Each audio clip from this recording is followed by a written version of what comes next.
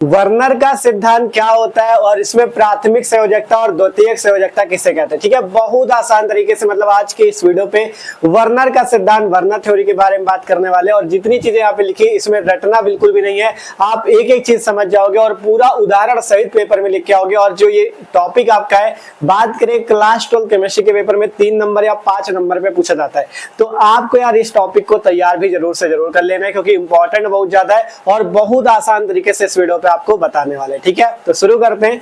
देखो, बात करें जैसा कि हम लोग 12th केमिस्ट्री का 5वां चैप्टर देख रहे थे, उपसहसंयोजन यौगिक, इसी पे आपका वर्नर सिद्धांत होता है, वर्नर थ्योरी होती है। इसे क्या कहते हैं, कैसे होता है, सब कुछ समझेंगे, बस आपको लास्ट तक रुके रहना है। ठीक है, तो देखो बात करें वर्नर का सिद्धांत, जिसे इंग्लिश में वर्नर्स थ्योरी के नाम से जानते हैं।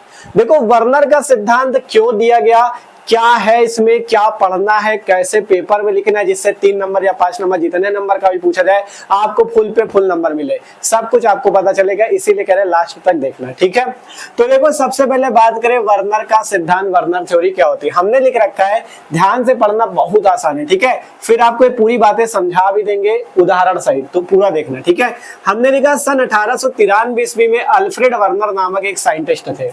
सन 1893 1893 पे एक अल्फ्रेड वर्नर नामक साइंटिस्ट थे, जिन्होंने उपसहसंयोजन यौगिकों की निर्माण, संरचना एवं गुणों से संबंधित एक सिद्धांत दिया, जिसे वर्नर का सिद्धांत कहते हैं। ठीक है, मतलब 1893 ईस्वी में एक वर्नर नामक साइंटिस्ट थे, अल्फ्रेड वर्नर उनका पूरा नाम था। उन्होंने क्या किया, जो उपसहसंयोजन यौगिक होते हैं ना, उनके निर्माण, संरचना एवं गुणों से संबंधित एक सिद्धांत दिया। मतलब मान लो कोई भी उपसहसंयोजन यौगिक है, उसके निर्माण के बारे में ये सिद्धांत जानकारी देता है, उसके गुणों के बारे में और उसकी संरचना के बारे में। ठीक है, तो इसीलिए ये सिद्धांत दिया गया, जिसे वर्नर का सिद्धांत कहते हैं। ठीक है, और इस सिद्धांत के अनुसार धातुओं में 2 प्रकार की संयोजकताएं पाई जाती हैं। इस सिद्धांत के अनुसार क्या होता है, कोई भी जैसे धातु है उसमें 2 प्रकार की संयोजकताएं पाई जाती है। अब बात है कि धातु कौन सी, तो समझते उदाहरण से। देखो आप इतना तो समझते हो उपसहसंयोजन यौगिक क्या होता है। देखो उदाहरण, ठीक है, कोई भी यौगिक आप ले सकते हो। उदाहरण के लिए एक यौगिक लेते हैं, मान लो हमने ले लिया CONH3 और बाहर Cl3, ये हमारे पास कोई एक उपसहसंयोजन यौगिक है। ठीक है, इसी टाइप से उपसहसंयोजन यौगिक होता है। अब आपको इतना तो पता होगा कि आपको ये जो बड़े कोष्टक, ये जो बड़ा वाला कोष्टक लगा, इसके अंदर आपको कौन कौन मिलता है, केंद्रीय धातु, परमाणु और लिगेंड। ठीक है, यहाँ पे जो आपका जैसे CO दिख रहा है आपको, CO क्या है, कोबाल्ट जो है वो क्या है, डी ब्लॉक का तत्व है, और आपको पता है स्कैंडियम से जिंक के बीच में आपका आता है। ठीक है, तो सीधी सीधी बात याद रखनी है, जो डी ब्लॉक के तत्व होंगे वही आपका धातु के रूप में यहाँ पे कार्य करेंगे। जैसे कोबाल्ट क्या है, एक प्रकार की धातु है। ठीक है, एक प्रकार का तत्व है, तो इसे क्या बोला जाता है, केंद्रीय धातु, परमाणु, इसे इंग्लिश में सेंटर एटम बोला जाता है। ठीक है, और यहाँ पे NH3, यहाँ पे कितने 6, तो आपको पता है यहाँ पे 6 NH3 लगे हुए हैं। तो NH3 क्या करेंगे, यही जो 6 है आपका, मतलब छोटे कोष्टक के अंदर जो भी लिखा होता है, ये देखो ये छोटा कोष्टक है, छोटे कोष्टक के अंदर जो भी लिखा होता है उसे बोला जाता है लिगेंड। उसे क्या बोला जाता है, लिगेंड बोला जाता है। और ये जो आपका बड़े कोष्टक में जो आपका जैसे कोई भी धातु, जैसे कोबाल्ट हो, Fe हो, जिंक हो, निकिल हो, कोई भी धातु होगी तो उसे केंद्रीय धातु, परमाणु बोला जाएगा। और ये जो छोटे कोष्टक में लिखा होता है इसे लिगेंड बोला जाता है। ये सबको पता है। तो यहाँ से कहा गया है कि इस सिद्धांत के अनुसार धातुओं में 2 प्रकार की संयोजकता होती है। धातु कौन सी, यही जो केंद्रीय धातु, परमाणु है, इसमें 2 प्रकार की संयोजकता होती है। ठीक है, वर्नर ने बताया इस केंद्रीय धातु, परमाणु की 2 प्रकार की संयोजकता होती है। ठीक है, अब कौन कौन सी संयोजकता है, 2 प्रकार की संयोजकता। पहली प्राथमिक संयोजकता, जिसे प्राइमरी वैलेंसी बोलते हैं। दूसरी द्वितीयक संयोजकता, जिसे सेकेंडरी वैलेंसी बोलते हैं। अब ये क्या होती, कैसे उदाहरण समझना, सब कुछ देखते हैं। सबसे पहले बात करें प्राथमिक संयोजकता। ठीक है, यह जो होती है इसे बिंदुकित रेखा अर्थात डॉटेड लाइन समझते हो, इस टाइप से डॉटेड लाइन होती है, तो इसे बिंदुकित रेखा अर्थात डॉटेड लाइन से प्रदर्शित करते हैं। कैसे करते हैं अभी उदाहरण से बताएंगे। ठीक है, और यह ऋणायनों से संतुष्ट होती है, मतलब जो निगेटिव वाले आयन होंगे, जो ऋण आयन होंगे, उनसे ये प्राथमिक संयोजकता संतुष्ट होती है। ठीक है, तथा यह केंद्रीय धातु, परमाणु की ऑक्सीकरण अवस्था होती है। तथा ये केंद्रीय धातु, परमाणु की क्या होती है, ऑक्सीकरण अवस्था होती है। कौन, प्राथमिक संयोजकता।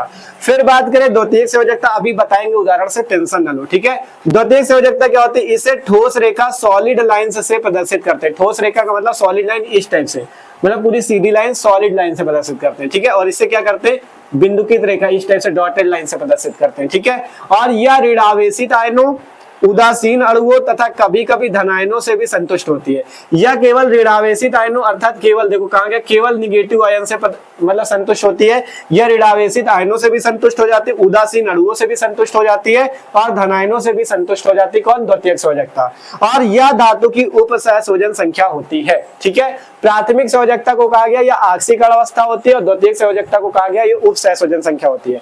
तो अब आपको इसमें दो चीज समझनी, सबसे पहले आंशिक अवस्था और उपसहसंयोजन संख्या। जैसे ये उदाहरण जो आपने लिया, इसमें अगर आपको आंशिक अवस्था की बात करें, आंशिक अवस्था किसकी निकाली जाती है? केंद्रीय धातु परमाणु की।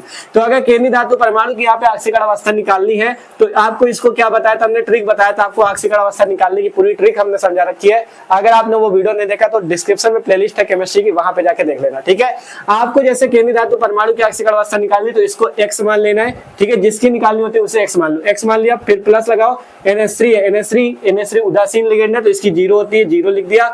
6 है तो 6। अब यहाँ पे क्या आ गया? यहाँ पे Cl की कितनी होती है आंशिक अवस्था? -1, तो -1 × 3 बराबर 0। इसे हल कर लो तो आपके पास क्या मिल जाएगी? कोबाल्ट की आंशिक संख्या। ठीक है, तो यहाँ से हल करोगे x + 0 - 3 बराबर 0, मतलब x बराबर +3। तो यहाँ से आपका कोबाल्ट की आंशिक अवस्था कितनी आ गई? +3, मतलब कोबाल्ट की आंशिक अवस्था कितनी है? +3। इसे याद रखना, अभी देखो आपको समझाएंगे। ठीक है, कोबाल्ट की आंशिक अवस्था कितनी है? +3। फिर इसके बाद बात आती है उपसहसंयोजन संख्या। क्या बात आती है? उपसहसंयोजन संख्या।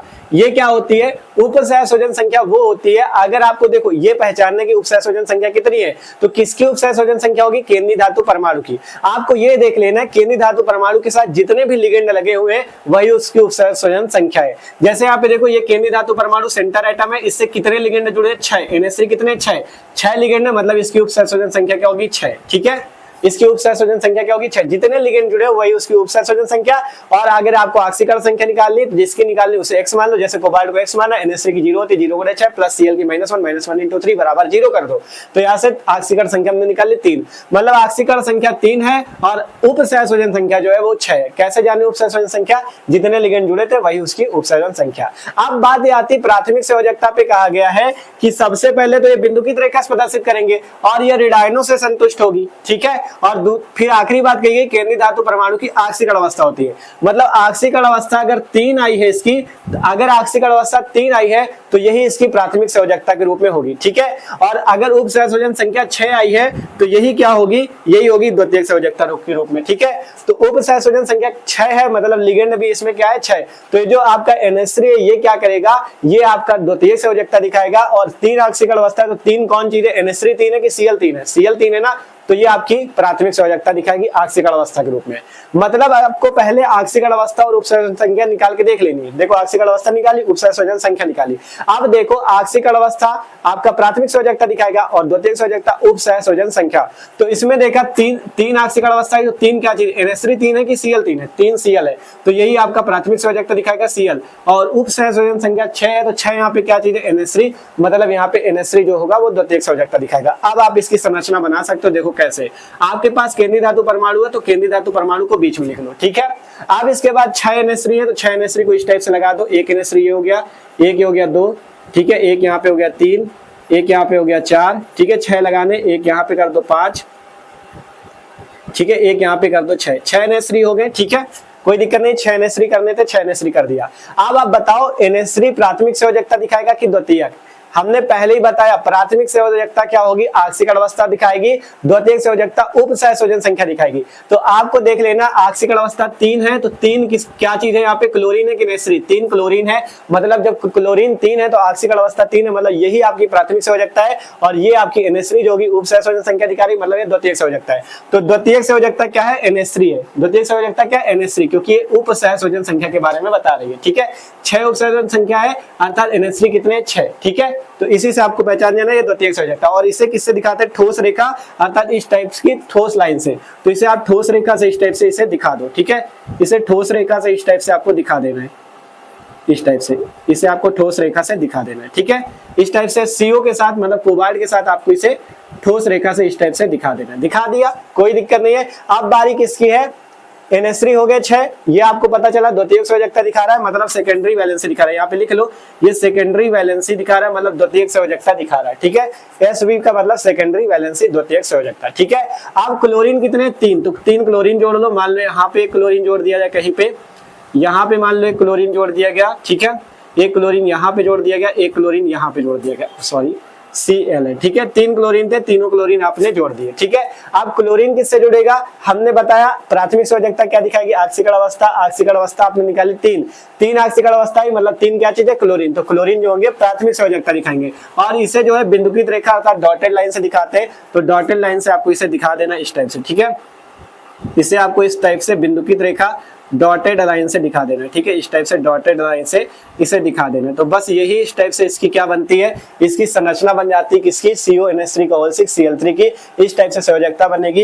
ये जो डॉटेड लाइन से आपने दिखाया ये इसकी प्राइमरी वैलेंसी मतलब प्राथमिक संयोजकता, जिसे आपने ठोस रेखा से मतलब सीधी रेखा से एकदम दिखाया वो सेकेंडरी वैलेंसी है, द्वितीयक संयोजकता। बस इतना ही होता है वर्नर का सिद्धांत। इससे आप क्या पता कर सकते हो, इसकी संरचना पता कर सकते हो, कौन आपका प्राथमिक संयोजकता दिखाता है, कौन द्वितीयक संयोजकता दिखाता है। इसीलिए हमने पूरा अच्छे से आपको समझा भी दिया।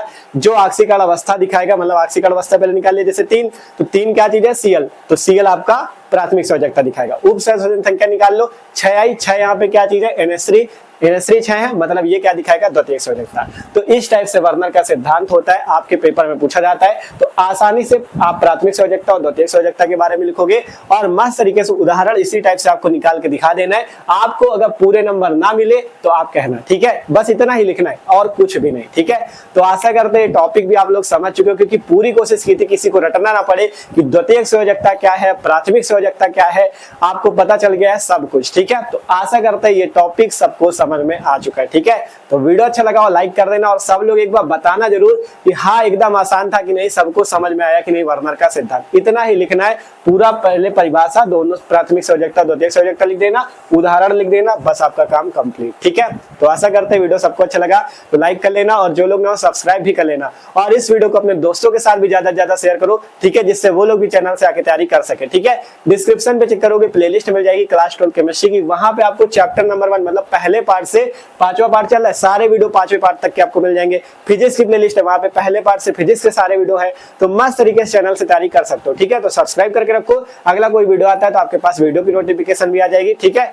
तो मिलते हैं अगले वीडियो पे, इसे नोट कर लो, ठीक है, और कमेंट करके जरूर बताना सबको समझ में आया कि नहीं, ठीक है, नोट करो जल्दी से।